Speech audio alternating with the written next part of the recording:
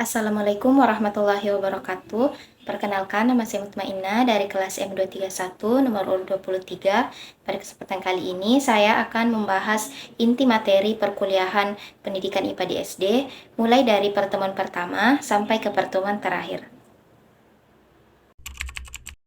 Jadi pada pertemuan pertama membahas mengenai hakikat sains. Hakikat sains terbagi menjadi tiga, yaitu sains sebagai proses, produk, dan sikap ilmiah. Sains sebagai proses merupakan cara untuk memperoleh pengetahuan melalui kegiatan observasi, pengamatan, eksperimen, penelitian, dan lain-lain. Yang kedua adalah sains sebagai produk, merupakan kumpulan hasil penelitian yang telah dilakukan ilmuwan dan sudah membentuk konsep.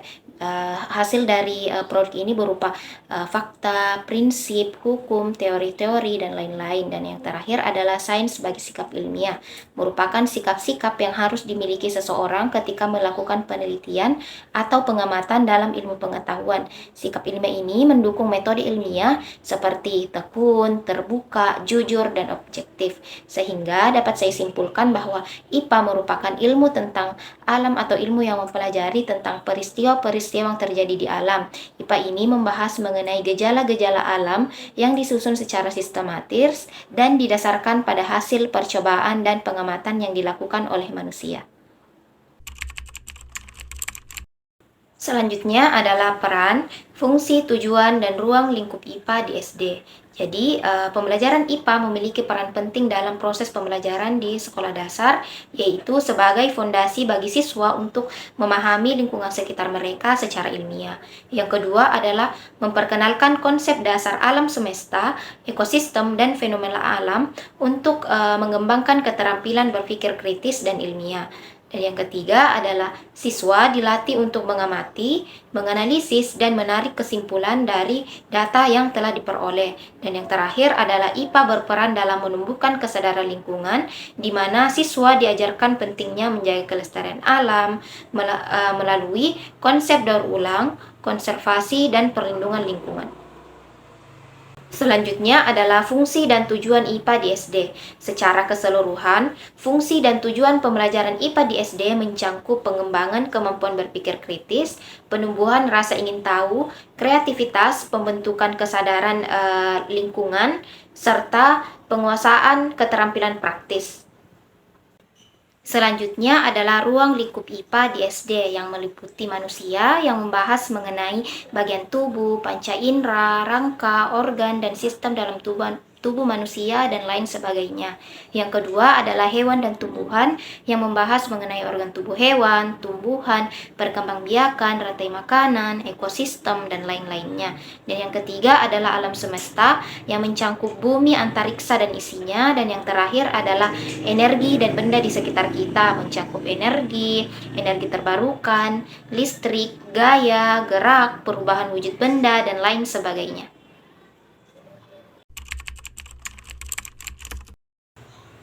Materi selanjutnya mengenai keterampilan proses sains dasar yang meliputi yang pertama itu mengamati atau observasi, yaitu kemampuan untuk menggunakan indera penglihatan, pendengaran, penciuman, perabaan, dan pengecapan dalam mengumpulkan informasi. Contohnya, seorang siswa melihat bahwa es mencair menjadi air ketika ditinggalkan di suhu ruang. Yang kedua adalah klasifikasi atau pengelompokan, yaitu kemampuan untuk mengelompokkan objek atau peristiwa berdasarkan persamaan atau perbedaan. Contohnya itu hewan pemakan daging, pemakan tumbuhan, atau pemakan segalanya. Yang ketiga adalah kemampuan mengukur, yaitu kemampuan untuk menggunakan alat ukur untuk menentukan panjang, volume, berat, suhu, atau waktu. Contohnya itu mengukur suhu air yang dipanaskan menggunakan termometer dan mencatat hasilnya.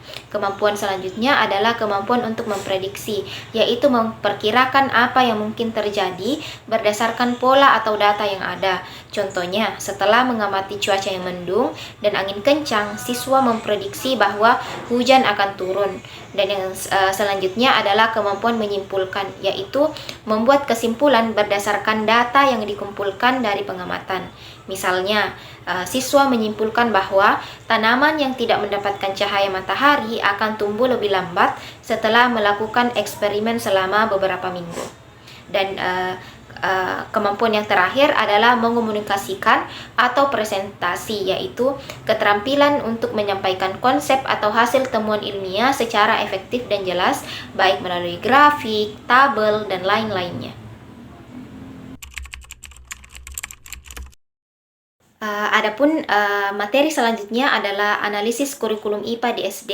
Jadi, kurikulum menurut Kementerian Pendidikan, Kebudayaan, Riset dan Teknologi atau Kemendikbudristek menerangkan bahwa kurikulum adalah seperangkat rencana dan pengaturan mengenai tujuan, isi dan bahan pelajaran serta cara yang digunakan sebagai pedoman penyelenggaraan kegiatan pembelajaran untuk mencapai tujuan pendidikan tertentu.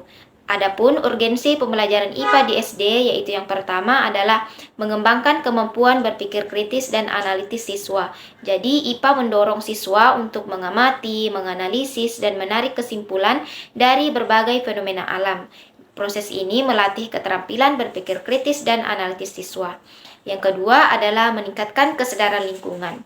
Jadi, siswa diajarkan tentang pentingnya menjaga kebersihan, daur ulang, serta melindungi flora dan fauna di sekitarnya. Yang ketiga adalah persiapan untuk pendidikan lanjutan.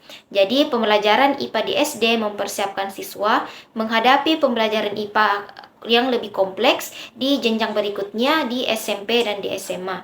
Selanjutnya adalah membangun dasar pemahaman ilmiah sejak dini dan menumbuhkan rasa ingin tahu dan kreativitas IPA di SD. Jadi, IPA di SD juga berfungsi untuk merangsang rasa ingin tahu alami anak-anak tentang bagaimana dunia bekerja dengan pendekatan yang eksploratif, eksperimen sederhana, dan pengamatan langsung. Dan urgensi yang terakhir adalah mengajarkan pemecahan masalah melalui metode eksperimen.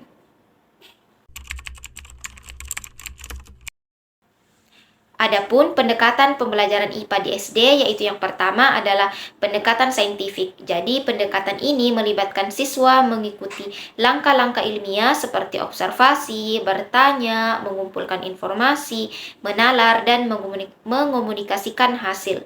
Pendekatan selanjutnya adalah pendekatan inquiry. Jadi, pendekatan ini siswa didorong untuk mengeksplorasi pertanyaan-pertanyaan ilmiah dan mencari jawabannya sendiri melalui eksperimen atau observasi. Di sini, guru bertindak sebagai fasilitator yang memandu siswa dalam proses penemuan ini. Selanjutnya adalah pendekatan kontekstual. Jadi, materi IPA dihubungkan dengan situasi kehidupan nyata atau lingkungan sekitar siswa, sehingga mereka bisa melihat relevansi ilmu pengetahuan dengan kehidupan sehari-hari. Adapun pendekatan yang terakhir adalah PBL atau Problem Based Learning. Jadi, siswa diberi masalah yang terkait dengan topik IPA, kemudian mereka diajak untuk mencari solusi melalui diskusi, penelitian, eksperimen, dan lain-lain. Adapun materi selanjutnya mengenai perbedaan kurikulum Merdeka dan kurikulum 2013. Jika ditinjau dari tujuannya, kurikulum 2013 lebih terstruktur dengan tujuan utama memastikan siswa menguasai konsep dasar IPA dan mengembangkan sikap ilmiah. Sementara kurikulum Merdeka lebih fleksibel dan berorientasi pada pembelajaran yang kontekstual serta pengembangan keterampilan abad ke-21. Sedangkan jika kita tinjau dari ruang lingkupnya, ruang lingkup pembelajaran IPA di kurikulum 2013 ini menekankan pada penguasaan kompetensi melalui materi yang sudah ditentukan. Sementara kurikulum Merdeka memberikan kebebasan lebih bagi guru dalam merancang pembelajaran dengan fokus pada proyek nyata dan penggunaan teknologi. Materi selanjutnya mengenai cara kurikulum merdeka mengakomodasi isu-isu kontemporer seperti isu lingkungan, krisis energi, dan lain-lain. Jadi cara yang pertama adalah pendekatan berbasis proyek. Kurikulum merdeka mendorong penggunaan pembelajaran berbasis proyek di mana siswa belajar melalui kegiatan nyata yang relevan dengan isu-isu global, misalnya eksperimen tentang efek rumah kaca. Yang kedua adalah integrasi pendidikan lingkungan dan pendidikan IPA, misalnya tentang konsep daur ulang dan pemanfaatan limbah. Siswa diajarkan bagaimana sampah organik dan anorganik ini dikelola untuk mengurangi pencemaran lingkungan. Adapun cara yang ketiga adalah kontekstualisasi pembelajaran. Jadi, menghubungkan isu lingkungan dengan kondisi sehari-hari siswa. Contohnya, jika daerah tempat tinggal siswa sering mengalami banjir, guru dapat mengaitkannya dengan topik perubahan iklim dan dampak dari pembangunan yang tidak ramah lingkungan. Adapun materi terakhir itu membahas mengenai analisis buku IPA SD apakah sudah sesuai dengan kurikulum merdeka. Jadi saya mendapat tugas untuk menganalisis buku kelas 5 SD. Adapun hasil analisis saya yang pertama adalah dari 4 bab buku ilmu pengetahuan alam dan sosial kelas 5 SD yang saya analisis. 3 bab diantaranya itu mengintegrasikan antara materi pembelajaran IPA dan IPS. Pada bab pertama itu mengintegrasikan materi polusi suara akibat kemajuan teknologi dan perbuatan manusia. Sedangkan pada bab 2 itu membahas mengenai dampak perbuatan manusia pada keseimbangan ekosistem. Yang kedua adalah menekankan penguatan profil pelajar Pancasila, yaitu beriman dan bertakwa pada Tuhan Yang Maha Esa, bernalar kritis, mandiri, kreatif, dan bergotong royong dalam pembelajaran. Misalnya, kegiatan diskusi dalam pembelajaran untuk menyelesaikan suatu masalah. Yang ketiga adalah mendorong peserta didik berpikir kritis dengan gambar dan pertanyaan mengapa dan bagaimana sebelum memulai materi. Misalnya, pada bab pertama ini dimulai dengan pertanyaan mengapa dan bagaimana kita dapat melihat dan mendengar, yang pastinya memicu rasa ingin tahu dari peserta didik. Adapun hasil analisis saya yang keempat adalah mengembangkan keterampilan proses sains dasar dengan eksperimen sederhana terkait materi yang dibahas, ditambah dengan mengajarkan peserta didik bekerja sama atau kolaborasi dalam menyelesaikan masalah. Misalnya, keterampilan mengamati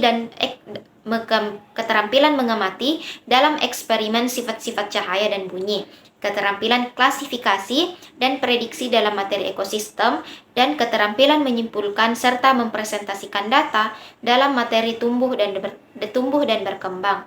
Selanjutnya adalah gambar yang disajikan setiap bab juga menarik dan membantu siswa memahami materi. Namun menurut saya ada beberapa gambar yang tidak kontekstual dengan kehidupan sehari-hari peserta didik. Misalnya pada gambar monyet dan rayap yang menurut saya bisa diganti dengan gambar ayam dan cacing tanah yang pastinya lebih kontekstual dengan kehidupan sehari-hari siswa. Dan yang terakhir adalah adanya proyek belajar di akhir setiap bab yang berhubungan dengan materi belajar. Hal ini relevan dengan kurikulum merdeka yang mendorong pembelajaran berbasis proyek yang memberikan kesempatan peserta didik untuk belajar mendalam melalui proyek.